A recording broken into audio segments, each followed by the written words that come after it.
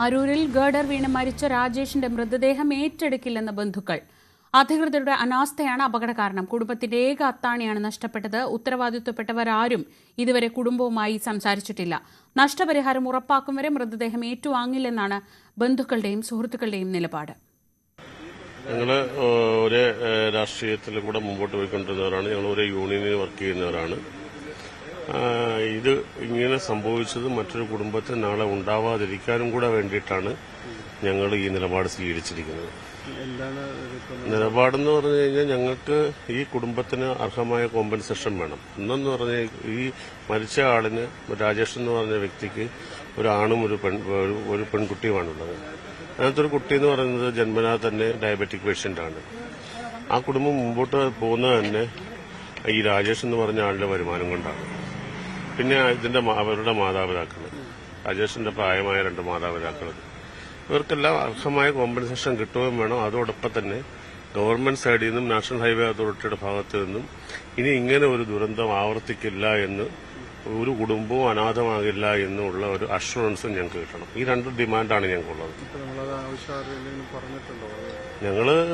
ഞങ്ങളെ ബന്ധപ്പെടുന്നവരോട് ഞങ്ങൾ പറയുന്നുണ്ട്. പക്ഷെ ഞങ്ങൾ ഇവരായിട്ടും ഞങ്ങളുടെ കൗതുകരവും സങ്കടകരവുമായ കാര്യം എന്ന് വെച്ച് കഴിഞ്ഞാൽ ഇതുവരെയും ഗവൺമെന്റ് സൈഡിൽ നിന്ന് ആരും ഞങ്ങളെ ബന്ധപ്പെട്ടിട്ടില്ല.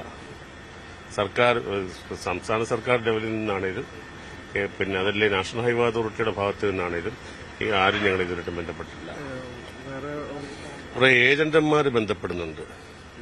കുറെ ഏജന്റന്മാർ ഞങ്ങൾക്ക് കാശ് മേടിച്ചു തരാമെന്നൊക്കെ പറഞ്ഞ് ബന്ധപ്പെടുന്നുണ്ട്. അല്ലാതെ ഞങ്ങളുടെ കമ്പനിയുടെ ഒഫീഷ്യൽ ആൾക്കാരും ഞങ്ങളെ ഇതുവരെയായിട്ടും ബന്ധപ്പെട്ടിട്ടില്ല.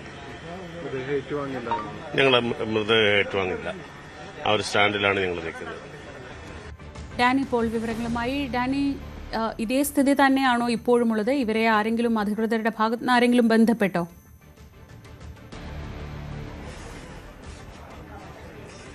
ശ്രീജ, ഇവരുടെ നിലപാടിൽ മാറ്റമില്ലെന്ന് അല്പം മുൻപും സംസാരിക്കുമ്പോഴും ആ നിലപാടിൽ അവർക്ക് മാറ്റമില്ല. ചെറിയ രീതിയിലൊരു ഉറപ്പുകൾ ചില ഭാഗത്ത് നിന്ന് അവർക്ക് ലഭിക്കുന്നു. അതായത് ഈ അടിയന്തര സഹായം എന്ന രീതിയിൽ ഒരു 2 ലക്ഷം രൂപ സർക്കാരിന്റെ ഭാഗത്തു നിന്നും അതോടൊപ്പം തന്നെ കമ്പനിയിൽ നിന്നും അതേ തുക തന്നെ ലഭിക്കും എന്ന് അങ്ങനെയുള്ള ചില ചർച്ചകൾ നടത്തിയെന്ന രീതിയിൽ പറയുന്നു. പക്ഷെ അതിന് സംബന്ധിയായ ഒരു ഉറപ്പിലേക്ക് വന്നിട്ടില്ല എന്നാണ് ബന്ധുക്കൾ പറയുന്നത്. അവരുടെ നിലപാടിൽ മാറ്റമില്ല. ഒരു കുടുംബത്തിൽ മുതിർന്ന കുട്ടിക്ക് അവർക്ക് ജോലി വേണം എന്നൊരു ആവശ്യം മുന്നോട്ട് വയ്ക്കുന്നു. ഒപ്പം ആ ഒരു കുടുംബത്തിന് വലിയ രീതിയിലൊരു നഷ്ടപരിഹാരം കൂടി തങ്ങൾക്ക് വേണം എന്ന് പറയുന്നു. പക്ഷെ ഇതുവരെയും അത്തരമൊരു ചർച്ചകളിലേക്ക് ആരും തങ്ങളെ ബന്ധപ്പെട്ടിട്ടില്ല എന്നതാണ് അവർ പറയുന്നത്.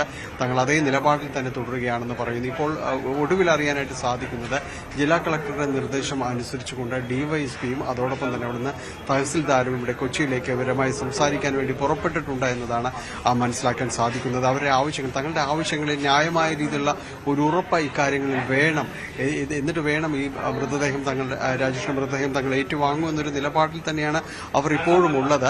അല്പസമയം മുമ്പ് പോസ്റ്റ്മോർട്ടം നടപടികൾ പൂർത്തീകരിച്ചു. ഇനി ഡ്രസ്സിംഗ് അടക്കമുള്ള കാര്യങ്ങൾ പൂർത്തീകരിക്കേണ്ടതുണ്ട്. അതിനുശേഷമാണ് ബന്ധുക്കൾക്ക് മൃതദേഹം കൈമാറുന്നത് സംബന്ധിച്ച് ഈ മോർച്ചറിയിൽ, നമ്മളിപ്പോൾ മോർച്ചയുടെ വാതിക്കലാണ്, മോർച്ചറിയിൽ നിന്നുള്ളൊരു അറിയിപ്പ് അവർക്ക് പോവുക. ഇപ്പോൾ പോലീസിന് അന്വേഷണം ലഭിച്ചിരിക്കുന്നു. പോസ്റ്റ്മോർട്ടം നടപടികൾ പൂർത്തീകരിച്ചിരിക്കുന്നു. അവരകത്തേക്ക് ഉദ്യോഗസ്ഥർ പോവുകയും തിരിച്ചു വരികയും എല്ലാം തന്നെ ചെയ്തു. പോലീസിന്റേതായ നടപടികൾ അവർ പൂർത്തീകരിക്കുകയും ചെയ്തിട്ടുണ്ട്. ഇനി അല്പസമയത്തിനകം തന്നെ ആ ബന്ധുക്കൾക്ക് കൈമാറുന്നതിന് വേണ്ടി അവരെ ഇതിനകത്തേക്ക് വിളിക്കുന്നു. അപ്പോൾ അവരവരുടെ നിലപാട് അവരോട് ആശുപത്രി അധികൃതരോട് പറയുമെന്നാണ് പറയുന്നത്.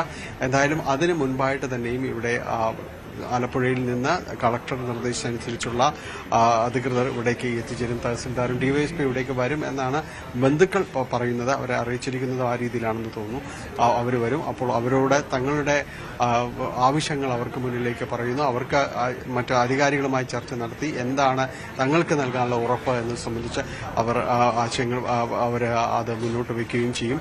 അവിടെ അപകടരഹിതമായി ഇനി മുന്നോട്ട് പോകണമെന്നൊരു ആവശ്യം കൂടി ഇവർ പറയുന്നുണ്ട്. അതിനുള്ള നടപടികൾ സ്വീകരിക്കണമെന്നും പറയുന്നുണ്ട്.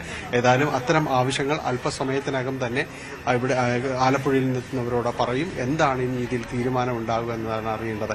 ഏതായാലും പോസ്റ്റ്മോർട്ടം നടപടികൾ പൂർത്തീകരിച്ചിരിക്കുന്നു. ഇനി കുറച്ച് സമയം കഴിയുമ്പോൾ തന്നെ അത് മൃതദേഹം ബന്ധുക്കൾക്ക് കൈമാറാനുള്ള നടപടികളിലേക്കും എത്തും. ശ്രീജ, ഡാനി പോളാണ് വിവരങ്ങൾ നൽകിയത് കൊച്ചിയിൽ നിന്ന്.